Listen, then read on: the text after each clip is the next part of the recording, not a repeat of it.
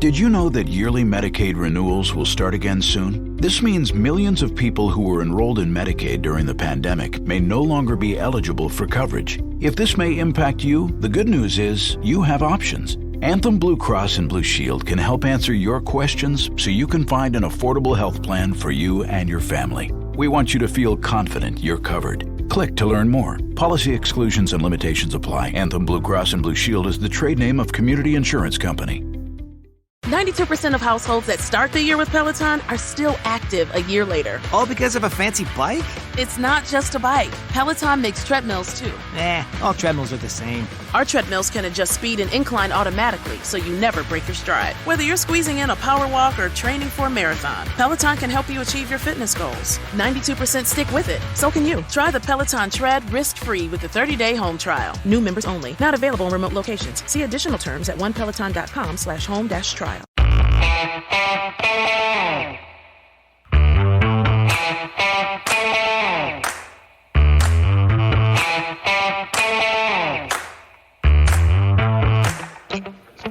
Hi, folks. Welcome to another episode of Film Study. This is Ken McKusick.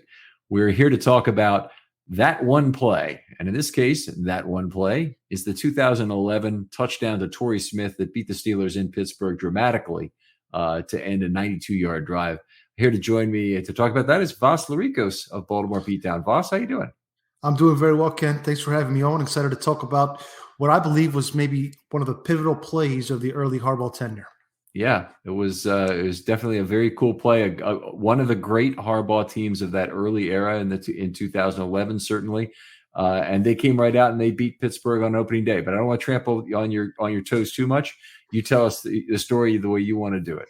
Sure. So a little background here. The John Harbaugh, Joe Flacco combination was 2-6 versus Pittsburgh in the first three seasons, 08 through 10, including two. They bounced Pittsburgh defeated the Ravens in the playoffs twice in both 08 and 10.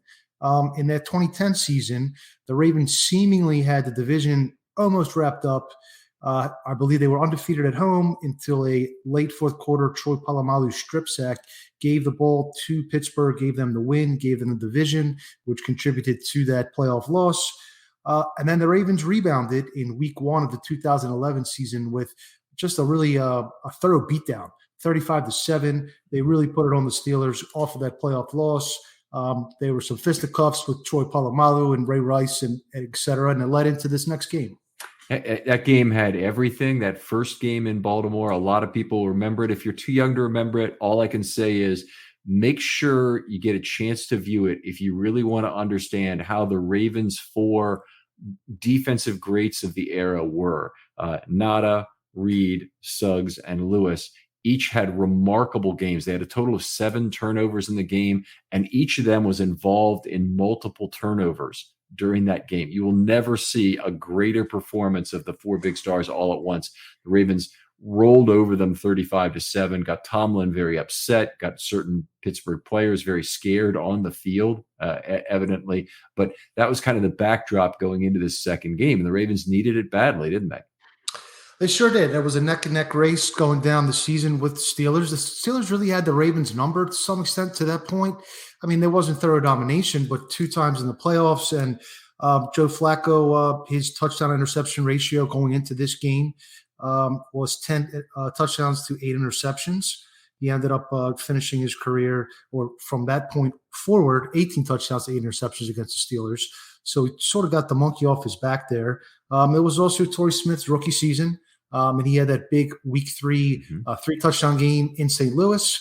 But he was relatively quiet until this game, excluding that one week 3 game. Yeah, that's a great point about Torrey Smith, and he certainly erupted with 3 touchdowns in his first 3 NFL catches. That had been the first time that had been done in the post-merger era, I believe was what it was at the time. I don't believe it has been done since. It's still a thoroughly remarkable feat, both in terms of the catches and the distance. The other thing I remember about that 2011 team kind of going into this game and throughout the season is that they had 4 losses during the regular season. All of them were on the road to bad teams. So this was one of the few times where Harbaugh teams stumbled against lesser opponents which they normally just thumped. But they lost at Tennessee in week 2, and that was not a good Tennessee team.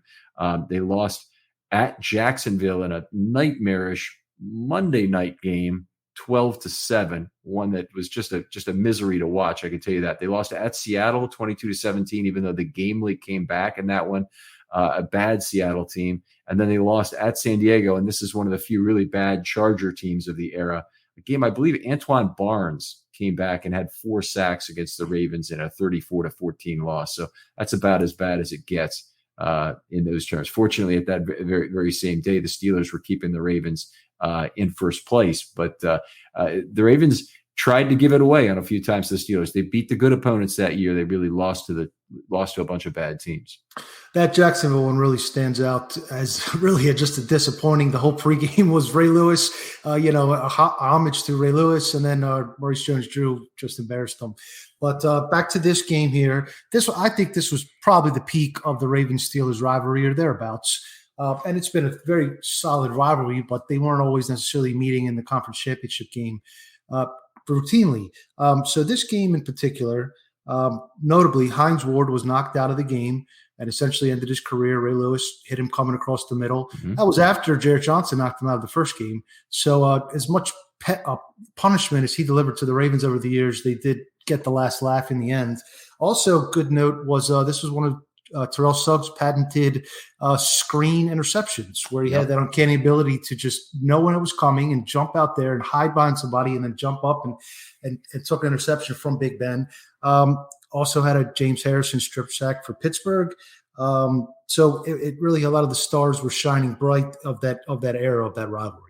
Yeah, the Suggs peekaboo interceptions were a thing of beauty. And I'm just going to tell a brief story about this because I think he had 2 in the regular season, and both of them were against Pittsburgh and Roethlisberger, if I recall correctly.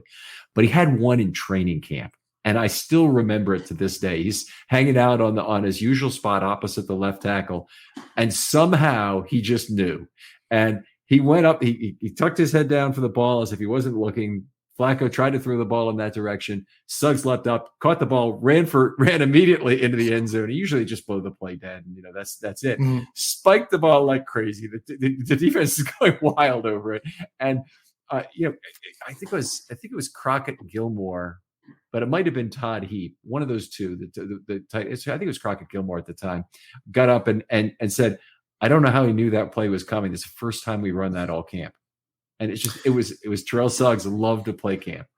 It was a special player to have that ability to go along with his edge setting and his power rush. It's not a combination you would expect. The golden era in a way. But this game was a back and forth game. The Ravens jumped out to a 16-6 lead after the Suggs interception. It was tough sledding on the ground. Pittsburgh was able to hold Ray Rice under 2.5, or the entire rushing offense under 2.5 yards a carry. Pittsburgh, after the Harrison strip sack, Big Ben found Mike Wallace for a touchdown to put them up 20-16. And essentially the Ravens had to throw the ball to win. And Joe Flacco, he had this was technically the 7th career 300-yard game of his career, the 7th 300-yard game of his career. So he became more of a prolific passer after this. He was still kind of finding his way. Went to Aquan Bolden quite a bit. He led the Ravens with 88 receiving yards, leading up to this pivotal drive with the game, and as we would kind of find out later, the division on the line. Yeah. Bolden really the key receiver on the big drive, and they started at their own 8-yard line. And Bolden had 3 of the big catches, but he had a 21-yard catch early on 2nd and 8. That kind of dug them out of the hole, so that was good.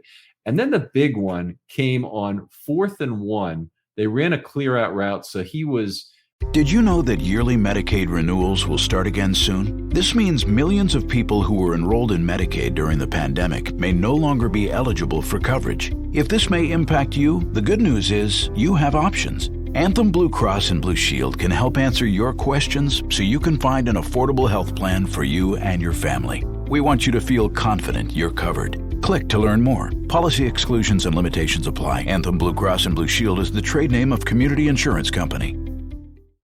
Man on man, I believe with Willie Gay in the middle of the field, he caught a 10-yard ball. And then he had one more for 11 yards that gave him a first down with 28 seconds to play. But that I may already be running past a play that you want to talk about, though. Right. So the Ravens are up against the gun here with 2 minutes, less than 2 minutes on the road. And Pittsburgh, I mean, they had I'm assuming you were at the game, and this was when they would play the Renegade song and really get the crowd lively. And under those situations, Flacco had kind of folded in previous games until this game. And 2 plays, or I believe 3 plays before the touchdown, Torrey Smith gets a step on a go ball down the right sideline. Flacco climbs up in the pocket beautifully and delivers a ball right to his fingertips. He had 2 steps of separation, and he just flat dropped it. But that did not deter Flacco from going back to that well 2 plays later. Yeah, it was a great throw. I remember it being down the left sideline. Collinsworth talked about it a little bit. I think it was Ike Taylor was over there. Yes. Trying to stay with him. And Collinsworth said, ball's got to be caught. The championship moment. I can even remember the words pretty much as it is not an easy catch, but it's a catch that's got to be made. And he let it get through his hands. He did have to kind of twist his body back towards the outside to catch the ball. A little bit of a difficult grab, and fairly stated as such, but one that I think Torrey Smith really thought he should have had. Yeah, absolutely. So that leads us right into, so then they pick up the first down with Bolden, leads us right into this play with Torrey Smith. Down the go ball down the right sideline. The first one was the left. He gets behind William Gay. Willie Gay, get those confused sometimes. William Gay. He kind of pushes off William Gay. He gets the flag. It doesn't matter regardless because he gets behind Ryan Clark and catches the touchdown. And that was pretty much all she wrote. There was 8 seconds left on the clock after that.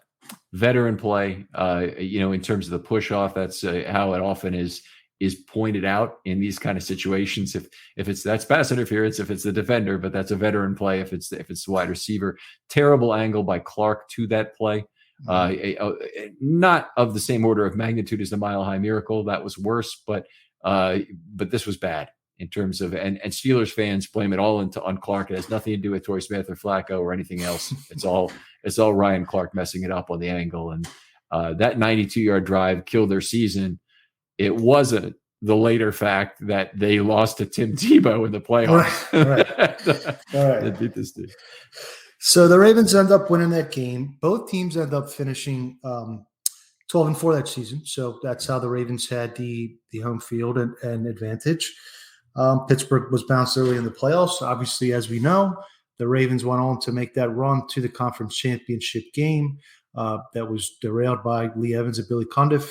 But I really do think that this game gave Flacco in particular some confidence to become that January Joe player that he did become. Really, he wasn't January Joe in 2008, 9, or 10. He was in 11, 12, and 14.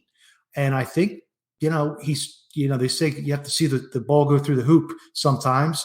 He put the team on his back and put him in a must-pass situation and went down the field. And I also think this play was an exhibit of Torrey Smith becoming a clutch player throughout his time in Baltimore. This wasn't the only clutch play he made, obviously against the Patriots the following 20, and then 2 touchdowns in the first half of the Mile High Miracle game that a lot of people forget against Champ Bailey. He was a clutch play, and then the 2014 playoffs as well. So I really do think that this was one of those plays that had more of an impact than just one play should. Yeah, I agree with you. It's very pivotal, and certainly that drive is one that the Steelers fans just bemoan. It's hard for me to get over the fact, and sometimes this often happens where teams have this separate view of themselves in and out of the playoffs, and the Ravens are slapped in the face by their fans about it all the time. But the 76 Steelers, their Steelers fans think of themselves as being the greatest defense of all time. They want to be regular season only. That's the discussion. 5 strutouts and but they don't want to talk about the 24 they gave up to Oakland in the playoffs, and they don't want to talk about the playoffs at all when they got bounced. In the divisional round, I think might have been the FCC, but either way, they got beat. And same thing with the Bears in 85 and 86. They are classic, wanting to combine the 85 postseason with the 86 regular season. Just the most ridiculous thing. But they can't just say one or the other. Anyway, the 2000 Ravens, Baltimore Bullies just out, but they still have the claim to be the greatest defense ever. And this Steelers team and their fans just unable to separate a terrible postseason. And admittedly, it wasn't just a bad play to be in a 23-23 tie with Tim Tebow-led Broncos. It wasn't just that one play that beat them. Oh, the Demaryius Thomas, right? That was the one. Yeah. No, I think the Ravens, before this game, I think Pittsburgh was their big brother. Mm-hmm. I think they were twin brothers at this point, if not even combining with the week one beatdown. Maybe they became just a little bit of a bigger brother. And I do think it continued on into seasons after that. As we know, there was a pretty good stretch there in the middle of the last decade where Harbaugh really seemed to have Tomlin's number, and it's gone back and forth and ebbed and flowed through the years. But this was the game where, and they didn't get that monkey off their back as far as beating the Steelers in the playoffs in 2014. But I think this did prove to them, show them, we are right up there on the same caliber as the Steelers and the Patriots and the Broncos and the best teams back then. Yeah, absolutely. The obviously disappointing loss the following week, but the 2011 team, that play made the difference from being a wild card team and potentially going to Denver and getting bounced, and being a bye team, playing the Texans at home, beating them, and having a fairly direct road to the AFC Championship where they certainly had a game loss. And, sliding door moments, you never know. But maybe if they don't make this play, they're on the road in the first round, and they don't make that run to the conference championship game and have that heartbreaking loss, which was a lot of the impetus for the 2012 Super Bowl run. So you never know how it goes. But this was one of those plays that defined the early portion of I kind of consider it the first half of the Flacco era, the second half, or the first half of the Harbaugh, and the second, maybe Harbaugh now is the third act. But as far as the first half and when Flacco really became that franchise quarterback, this was one of those plays. Yeah. Very well done, Voss. Really appreciate having you on. This is an extremely tight episode. Appreciate you doing it. Tell folks where they can talk football with you. I am the co-managing editor at Baltimore Beatdown. You can find me on Twitter at Vasilis Beatdown, Vasilis Beatdown. All right. Outstanding. If you're out there and you want to do that one play episode, hit me up with the DM on Twitter with your play in mind. I'm suggesting a few every day on Twitter if you want to follow me and take a look at what those are. I'm at Film Study Ravens. Thanks for joining us, Voss. Thanks for coming on. My pleasure. Thank you. And we'll talk to you next time on Film Study.